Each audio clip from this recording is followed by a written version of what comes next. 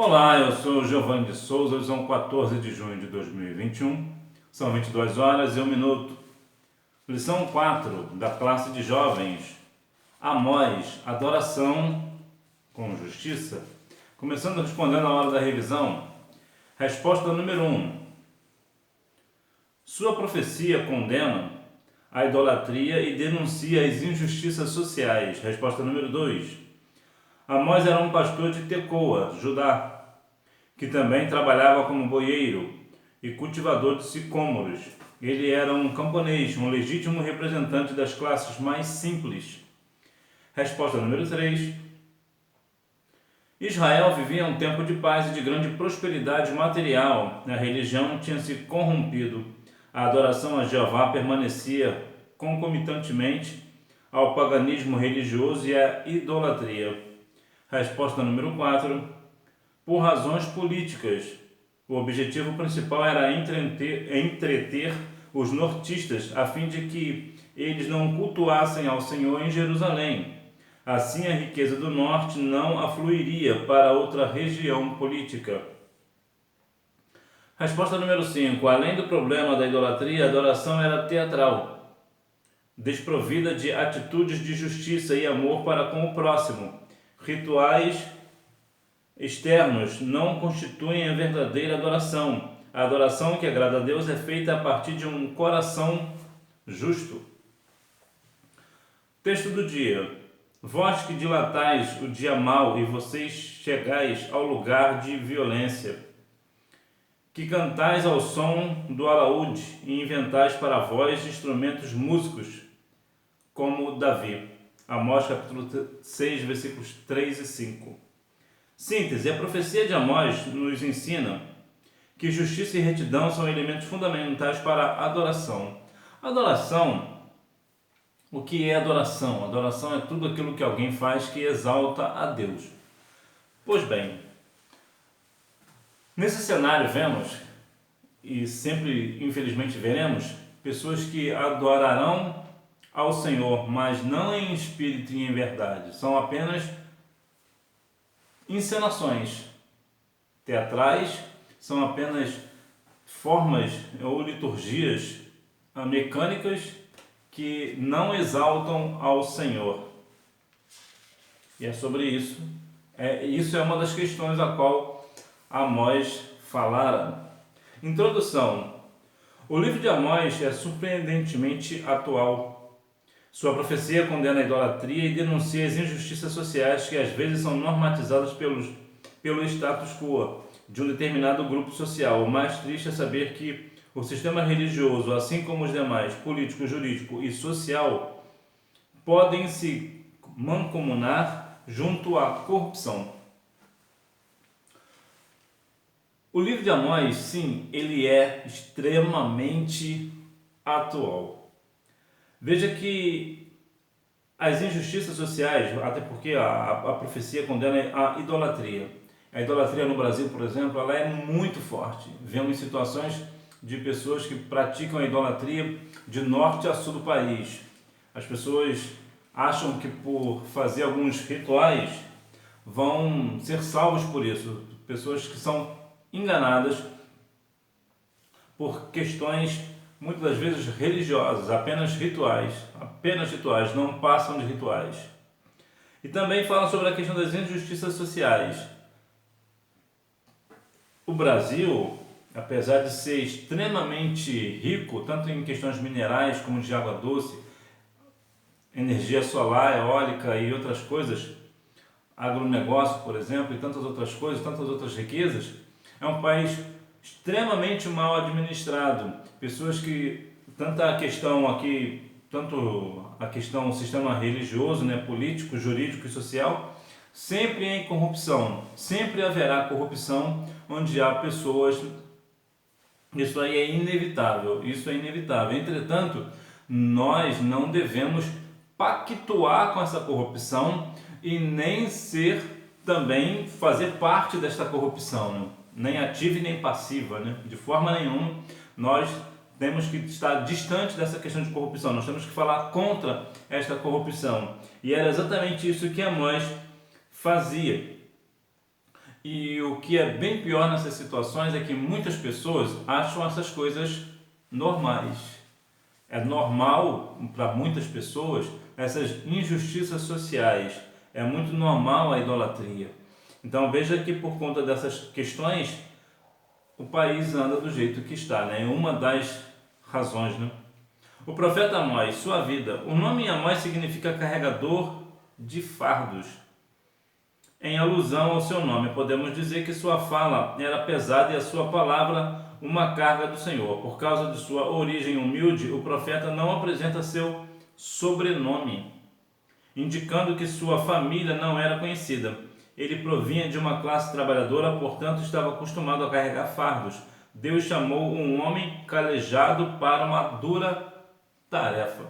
O Senhor acertou em cheio mais uma vez devido à sua soberania, né? Devido à sua sabedoria extrema. Ele, de uma forma até figurada, ele chamou um homem que era acostumado com um trabalho duro para justamente dar a ele uma dura tarefa. O livro de Amós, ele tem algumas questões bastante significativas. Por exemplo, a fadiga da misericórdia de Deus para com os pecadores comparada a um carro sobrecarregado, como está lá em Amós 2:13. Outra questão também é a pressão do dever do profeta comparada ao rugir do leão, em 3:8 de Amós. O escape difícil do remanescente de Israel comparado ao pastor que livra da boca do leão duas pernas ou a ponta de uma orelha. Amós 3:12. Também tem a ideia da escassez da palavra de Deus comparada a um homem no mundo natural. Amós 8:11 e 12. Veja que o profeta ele usa da sua vida cotidiana para falar a sua profecia. E, no caso, Amós era um homem simples. Ele era, trazendo para os dias de hoje, seria um vaqueiro, né? Um boiadeiro, para trazer para os dias de hoje. Alguém também que trabalhava no campo, né? Plantando, aqui no caso, sicômoros, né? Veja que ele tem uma conotação assim, muito rural. Então veja que ele era um homem simples. Entretanto, era um homem trabalhador. E isso é bom deixar claro, porque não é porque uma pessoa tem um trabalho rural, por exemplo, que ele é menos importante. Muito pelo contrário, na verdade a profissão mais importante que existe. Porque se a gente for olhar na bem da verdade, o professor, a gente vive com o professor alguns dias da nossa vida, né? Alguns anos, né? Melhor dizendo, o advogado de vez em quando nós precisamos de um advogado, às vezes nós precisamos de um engenheiro. Mas o rural a gente precisa dele todos os dias de nossas vidas. Por quê? Porque é ele que produz o alimento para a nossa mesa. Então, sim, ele é o mais importante. Inclusive, quando Deus criou o mundo, houve ali alguém, no caso Adão, que cuidava da terra, né? Então, veja ali a agronomia, né? No caso, agindo ali com Adão. Um homem simples. Amós fala a partir da sua realidade, por isso se apresenta como um legítimo representante de uma classe explorada, que não tinha voz nem vez. Ele era pastor, boieiro e cultivador de sicômoros. Possuía múltiplos empregos. Era um homem trabalhador que fez questão de identificar sua origem humilde. Sabia que seu ministério era ratificado não pela tradição por trás de um nome, mas pelo chamado divino. Tal como Davi era pastor, entretanto suplementava o seu trabalho cultivando sicômoros, que é figueiras bravas. Né? Amós seria, no caso de hoje, numa questão fictícia, ele seria o pai do Cris, né, que tem 2 empregos. Né? Ele era um trabalhador e tinha várias funções, vários empregos. Então veja que ele era um homem trabalhador, apesar da sua classe ali não ter voz e nem vez. Uma outra questão interessante é que o ministério dele não foi um mero trabalho por nome, né? A questão aqui da profecia. Ele tinha o chamado do Senhor, ele teve um chamado divino. Então veja que muitas das vezes é uma realidade que as pessoas às vezes vivem, às vezes você vive, outra pessoa vive, uma realidade dura do trabalho. E devido ao seu trabalho, você talvez pense que o Senhor nunca vai te usar, porque o seu trabalho é aparentemente muito pequeno, parece ser até mesmo inferior aos demais. É interessante você saber, principalmente você jovem, que você pertence à classe trabalhadora, você é aquele que trabalha. Pelo menos eu creio assim, que você é um jovem trabalhador, que você não é um daqueles que acorda às 11h30 do dia, por exemplo, ou acorda cedo para ficar mais tempo à toa, né? Então veja que era um homem simples, porém trabalhador, e por isso o Senhor o chamou, por sua sinceridade do coração e por ser um homem trabalhador. O Senhor não chama quem está à toa. Então, se você quiser ser chamado pelo Senhor, continue trabalhando, independente daquilo que você faz. O teu trabalho, ele vai, na verdade, falar o de fato que você é. Então, continue trabalhando. O trabalho é algo que agrada aos olhos do Senhor. Um homem preparado. Como pastor, ele passava muito tempo sozinho, meditando e observando a natureza. As ilustrações utilizadas em suas profecias foram extraídas da vida diária, indicando a originalidade dos seus pensamentos. Era leigo no sentido que não havia recebido formação em um estabelecimento oficial, visto que não tinha estudado nas escolas dos profetas. No entanto, não era um homem ignorante. Eu me lembro quando eu era jovem, nós tínhamos uma consagração aos sábados. E sempre o grupo de mocidade cantava na consagração, às vezes o circo de oração, às vezes ambos. Sempre vinha uma pessoa de fora, um pregador de fora para ministrar a palavra. E havia visões e revelações naquela consagração. Mas o que mais eu admirava era a palavra final de um obreiro, um presbítero da casa do Senhor. Eu tinha muito apreço pela palavra final, eu ansiava pela palavra final, não porque era final, porque depois nós iríamos embora, não é isso. Era devido à palavra sábia daquele homem. E como ele já era uma pessoa com uma certa idade, eu sempre pensava no meu coração, que eu já não tinha muito contato com ele, eu só via ele aos sábados naquela consagração. Então eu imaginava, bom, como ele deve ser aposentado, ele tem todo o tempo do mundo para estudar a palavra, por isso que ele fala com tanta certeza, com tanta convicção da palavra. Aí eu ficava assim, muito admirado de ouvir aquele homem falar. E todas as vezes, todos os sábados, eu ansiava para ouvir a palavra daquele homem. Ele falava pouco, falava 5 minutos. Não muito, quando ele falava uns 10 minutos, era muito que ele falava. Mas ele sempre falava pouco, mas a palavra dele era muito assertiva, a palavra dele era muito profunda. E somente poucos antes dele partir para a eternidade, que eu fui saber que ele não sabia nem ler e nem escrever. Aí você vê o quanto Deus usa quem Ele quer, da forma que Ele quer, para o propósito que Ele bem entender. Eu não estou dizendo e fazendo apologia a pessoas para que nós não venhamos estudar, não é isso. A questão é que ele não teve a oportunidade de estudar. Isso é uma outra questão. Ele não teve a oportunidade de estudar, mas nem por isso Deus deixou de usá-lo.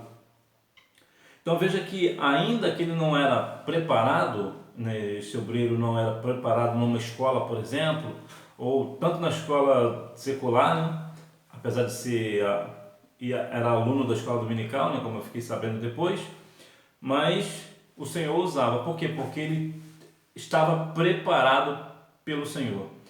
O Senhor, ele não faz exceção de pessoas em esfera nenhuma. Então veja que até mesmo no caso desse irmão, ele usava todos os sábados desse irmão para mim. E eu ficava edificado e até hoje me lembro das palavras daquele irmão. Então veja que muitas das vezes as pessoas acham, principalmente você jovem, porque você é jovem, porque você talvez não saiba fazer isso ou não saiba fazer aquilo, o Senhor não pode te usar. Deus usa quem Ele quer. O contexto histórico de sua profecia. Período de paz.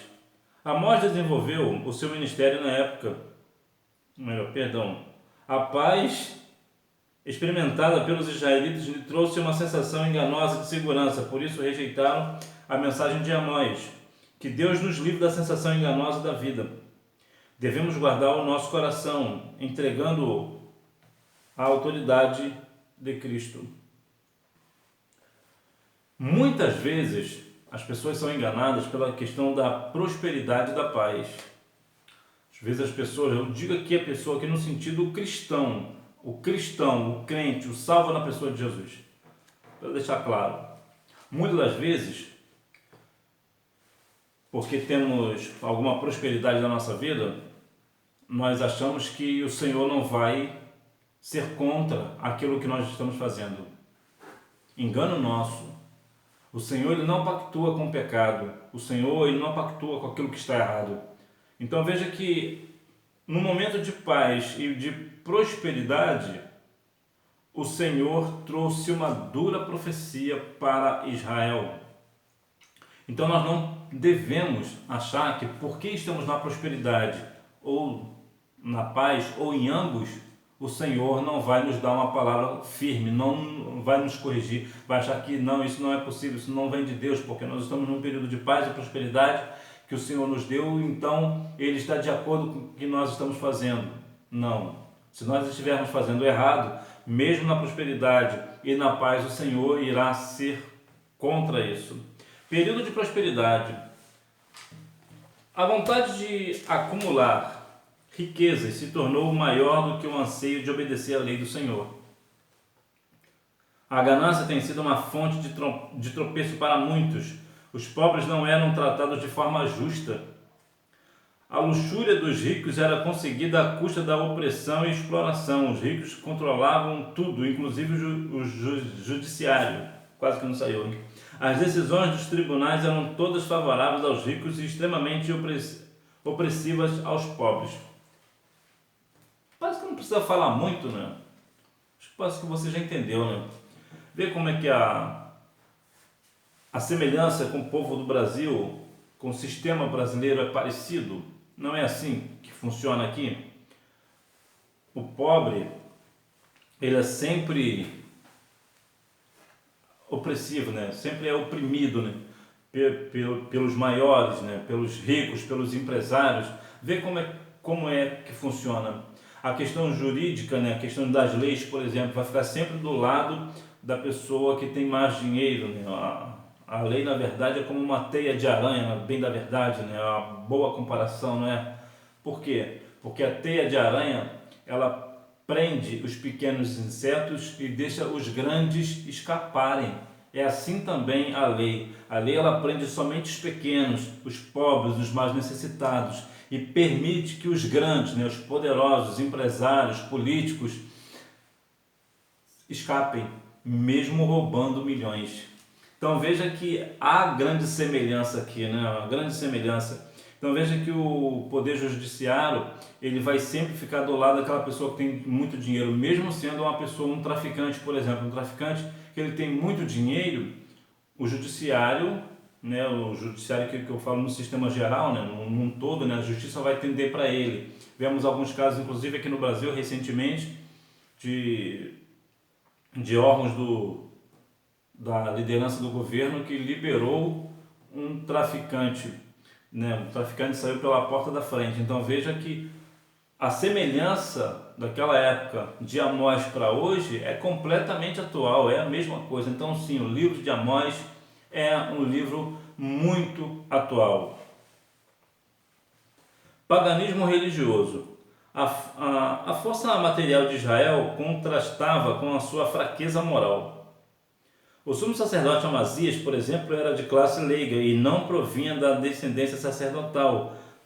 Tal questão era um grande ultraje à fé verdadeira em Israel. Quando Amós profetizou que Israel se achava fora do prumo por causa dos pecados de idolatria e materialismo introduzidos pela casa de Jeroboão, Amazias demonstrou que era um sacerdote comprado, defendendo os interesses do rei ao tentar proibi-lo de continuar profetizando.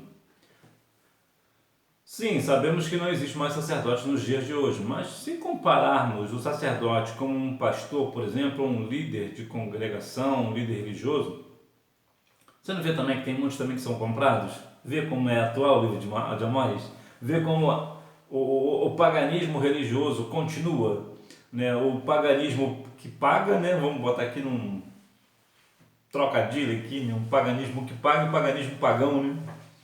Então veja que aqui há sim uma conotação de pessoas que são compradas, líderes comprados, pessoas que numa igreja, por exemplo, o líder, o pastor, recebe dízimos até mesmo do tráfico de drogas, por exemplo, e ele acha aquilo normal, porque ele é apenas uma pessoa comprada, ele não é um pastor na essência, né? Ele é apenas chamado de pastor. Então veja que A questão da adoração, né, vemos que aqui a força material de Israel contrastava com sua fraqueza moral, ou seja, ele era muito forte no braço, mas na moral era extremamente fraco. É uma pessoa que tinha muita força na questão física, mas no seu andar só o sangue do cordeiro, né? Adoração com justiça. A mensagem do profeta. Sua profecia confrontou principalmente as instituições de Israel ao denunciar os pecados que destruíram os fundamentos sociais, morais e espirituais da nação. Estamos preparados para pregar uma mensagem de confronto? Amós, ele deu uma palavra direta. Então veja que a profecia dele confrontou principalmente as instituições de Israel, denunciando o pecado. E olha que como a coisa abrangia tudo, né? Tanto na questão social, moral e espiritual da nação. Tudo lá era comprado, tudo era aparente, tudo era para favorecer um determinado grupo, né? Geralmente o grupo mais rico, vamos assim dizer, né? Então veja que era uma mensagem que, para a gente entender a questão da adoração, a adoração ela é feita com justiça. Não adianta alguém querer adorar o Senhor no templo do Senhor, levantando as mãos, fazendo isso ou fazendo aquilo, mas na verdade não honram seus compromissos, não cumprimenta o próximo, não tem amor pelo próximo, não tem aquele cuidado com o próximo. É uma pessoa que defrauda um, rouba o outro, né? Não tem pontualidade na vida, anda de qualquer maneira na sociedade. Então veja que aqui a adoração ela só pode vir com a justiça. Não adianta a pessoa, por isso que a Bíblia vai falar em João 4:24, né? Que o Senhor procura aqueles que adorem em espírito e em verdade, ou seja, a pessoa que tem que adorar pelo espírito e com verdade, ou seja, tem que viver uma vida de justiça. O que vemos que muitas das vezes não é assim que funciona, né? Responsabilidade social. Os pobres eram pisados, extorquidos e explorados. Também eram rejeitados nos tribunais de justiça. Seus direitos eram violados. Amós denunciou a prática do suborno e cumpriu o seu papel de responsabilidade social ao denunciar a injustiça. A ira de Deus na pregação de Amós era a justiça divina reagindo contra as injustiças humanas. Então o homem foi injusto, principalmente aqui com os pobres. Então Deus veio com a profecia contra esta gama de pessoas que apenas fazia injustiça com os pobres. Então veja que os pobres aqui eles eram pisados, eram extorquidos, eram explorados. Olha como é atual o livro de Amós.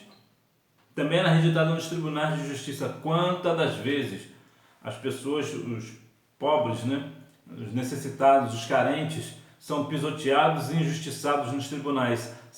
Todas as pessoas sabem que são inocentes, mas mesmo assim são pisados.